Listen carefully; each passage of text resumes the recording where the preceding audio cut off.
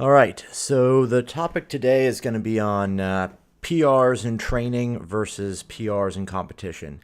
And I think this is a really good topic. I think it's something that's indicative of deeper things. So basically, you've got the idea that training strategies are going to dictate when and where success happens. Are you making your biggest lifts in competition, or are you making your biggest lifts in the gym?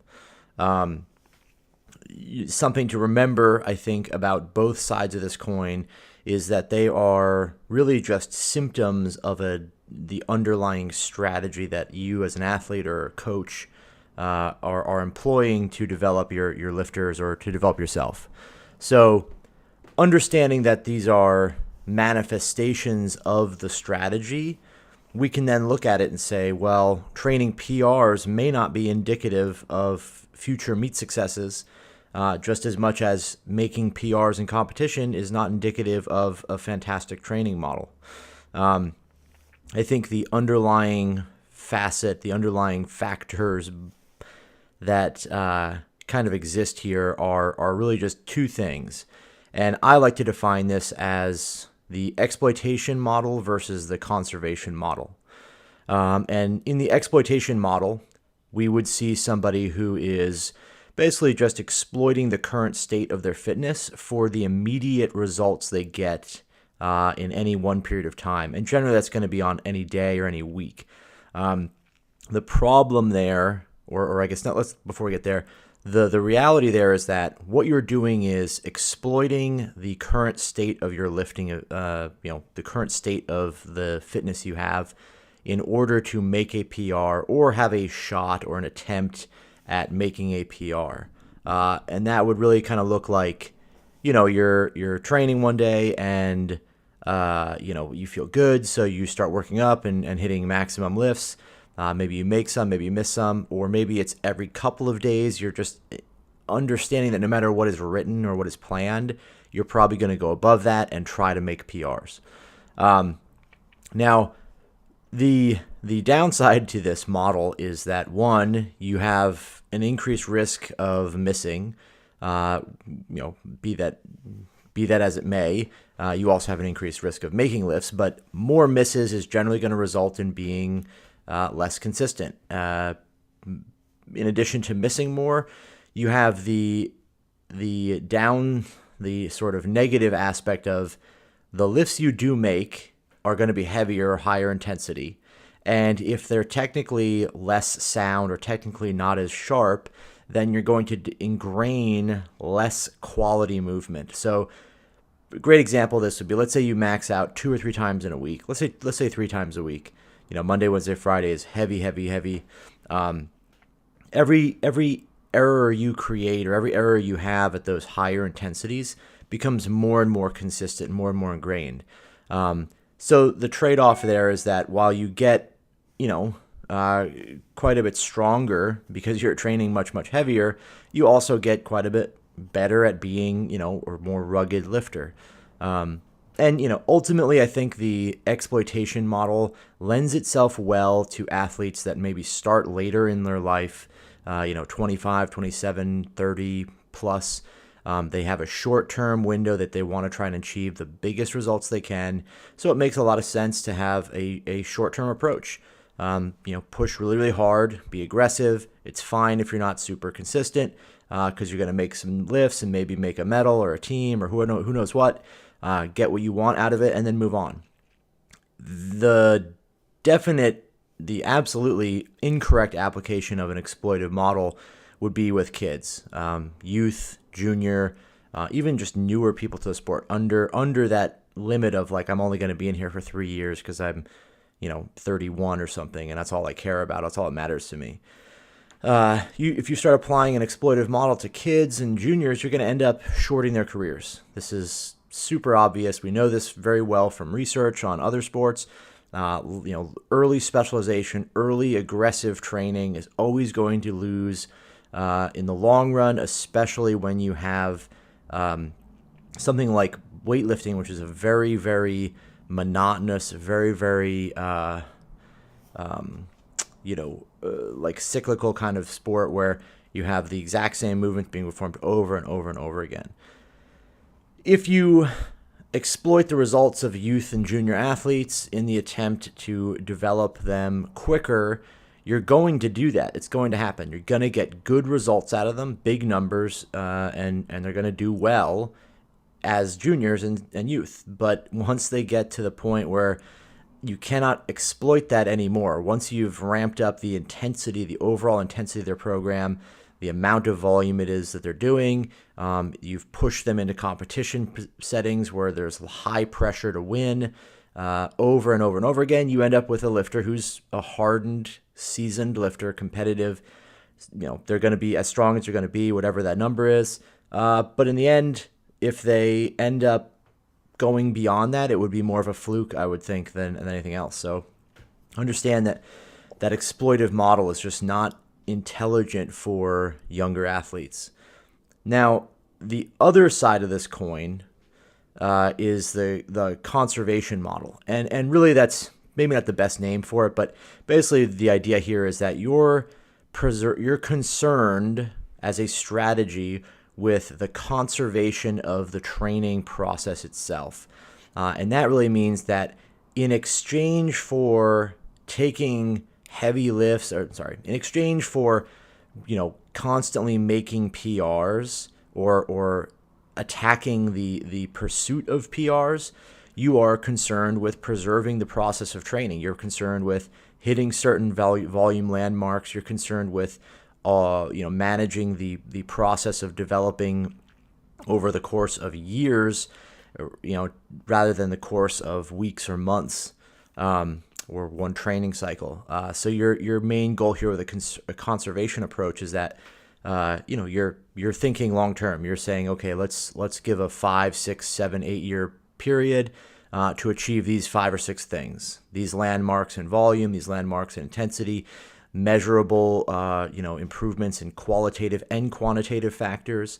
So it's important to realize that a conservation method or a conservation style or what I call a strategy is not necessarily conservative. It doesn't mean that you're not going to make progress regularly. It just means that the underlying mechanism, the underlying thing that you are driving towards is the overall process of development, not the individual result of any one workout or any one training block or session.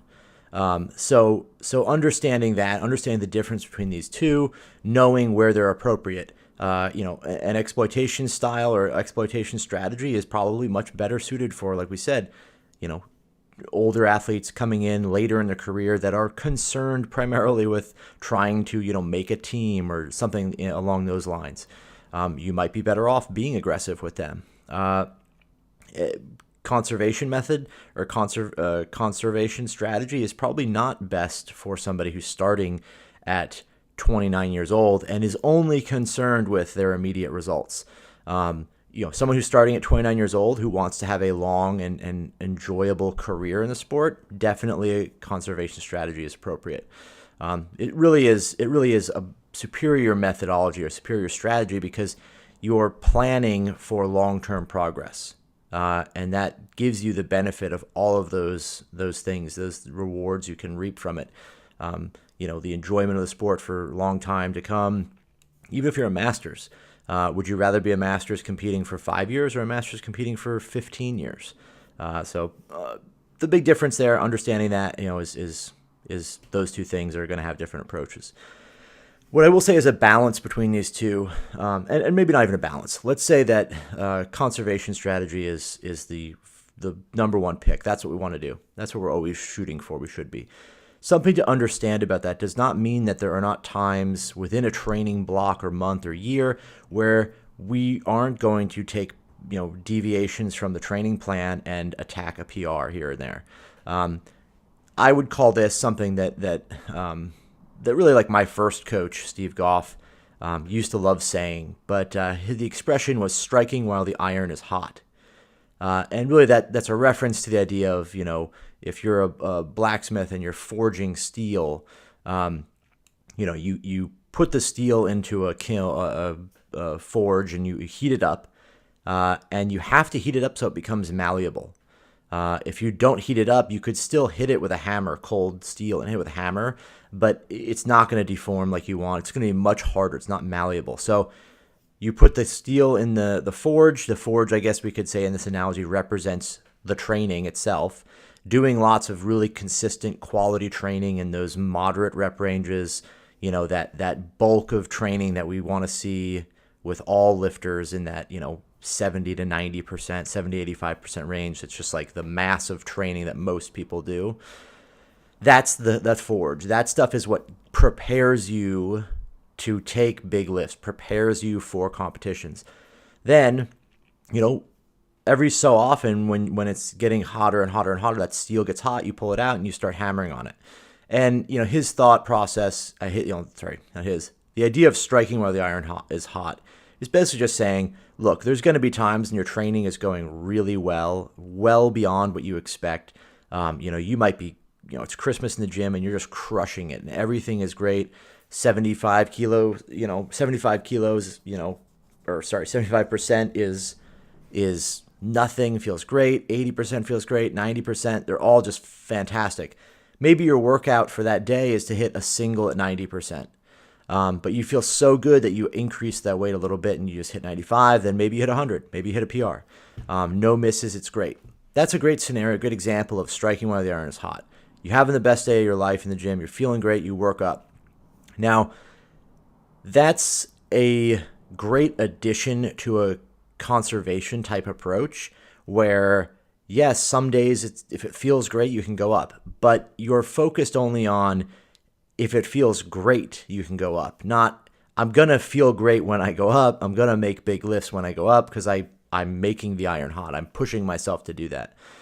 So some kind of addition, some kind of understanding that even though you have a conservation approach, you're concerned with the training process itself, you're also going to, take advantage of the days where you feel great. One thing I would say, and something that's important to understand, is that there are times, maybe the practical implementation of these things is that, the context of when you're doing this kind of stuff, the context of when PRs occur is important. When do you push, when are you going to push the numbers up?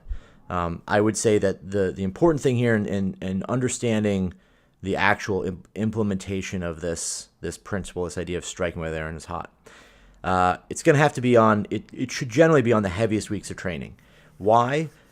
You want it to be on the hardest weeks of training because you're increasing the stress in the training program.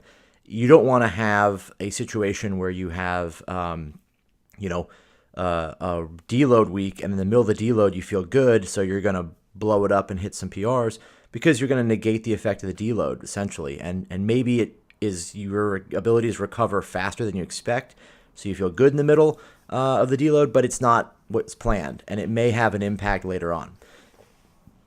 In addition to the heaviest weeks, you'd want those weeks to ideally be preceding the lightest weeks of training, which they should in anyways, but during the largest loading sessions in a week. So during the heaviest workouts in the week would be a good time to, if you feel good, increase the intensity and push beyond that. It's going to basically be the largest days at the end of the loading progressions. So if you have been building up the hang snatch or something, and over the course of 2 or 3 weeks, each workout overloads, it becomes a little bit harder. Maybe that final heaviest version of training, final heaviest loading session would be one where you break out of the standard program that you've written and you go up above that and go heavy. And then the kind of easiest sort of principle to remember this is that you want the highs higher and the lows lower. Meaning that you don't want to take the lowest workouts, the smallest workouts, the easiest workouts, or medium workouts and start adding to them, because then you negate the actual reason for their existence. If you have heavy workouts and then intersperse between heavy workouts, medium, and light workouts, and then you take the light workouts and you make them heavier, so now you have just heavy and medium workouts, and then eventually you start making the medium workouts heavier and they become heavy workouts, you've just got no shape. There's no up and down undulation between training days or training workouts, and then you end up with this flat kind of loading where everything is stressful. And the same would be said too if you just made larger workouts easier and easier. You just end up with no real stimulus, no up and down stresses occurring. So understand that when you push the workouts, when you back off them, really more when you push them, high highs, low lows. When to hold back, when it's not appropriate to strike while the iron is hot. When the iron's not hot is the obvious answer, but basically immediately following heavy training. So if you had a great day on Friday and it was a max out session, or you bumped up, or let's say it was a max out session, then the next day or 2 days later you're planned for light loads. Again, not the time to do it, not the time to push, even if you feel great. You just happen to feel great on a light workout day. That's awesome. You should be used to that feeling where ups and downs are not just turning into, like we said before, that monotonous, continuous, flat, uniform kind of loading. The other kind of 3 examples here are important, and I think they go without saying, but close proximity to competitions. So if you're doing, if you feel fantastic a week before the competition or 2 weeks for the competition, but you have specific planned training that you have taken the time and care to create, and you ramp up or do another day of heavy loading or 2 days of heavier loading, or you feel great 3 days before the meet or whatever it is, any unplanned heavier pushing or heavier loading in that sense is going to mess with that plan, and you're most likely going to have to readjust the way you deload or taper for the competition, and it may altogether just ruin the entire preparation. Taking a couple of heavy days there right before the competition. Post-injury, I think that goes without saying. The goal should not be to try and get back into shape as fast as possible. I don't even think this is really probably unnecessary to even say, but the return to training should be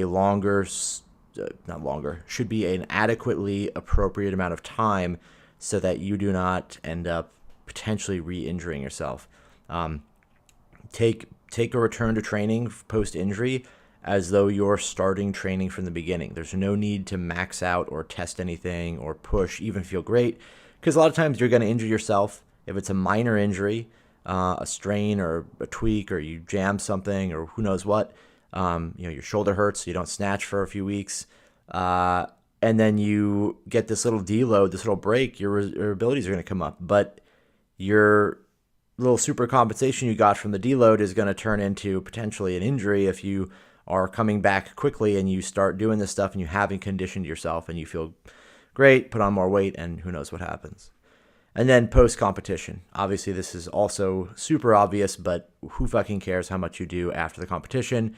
It's not important. And if you're competing, the day after you competed, or you're, whatever, if you take a maximum lift after a competition, whatever, but if you are a week out from a week post meet or a couple weeks post meet, it's just not a worthwhile time to be going heavier. There's obviously some caveats to that, I suppose. If you had a situation where you had a lot of meets to do successively, that's one thing. But if you just did a competition, the biggest meet of your year, like nationals or something, and then you move into a little bit of a downtime for the next couple of weeks, and you feel great because you're still deloaded to some degree. You've reduced training volume a ton the week before the meet. The week after, you feel great and you go heavier. It's not so much that you're more prone to injury. It's just that you're going to be in a place where you're basically exhausting yourself for nothing, because it doesn't mean anything if you snatch the world record after a competition and then you don't compete again for 12 or 16 weeks. So good points there. This is a pretty interesting topic, but pretty solid.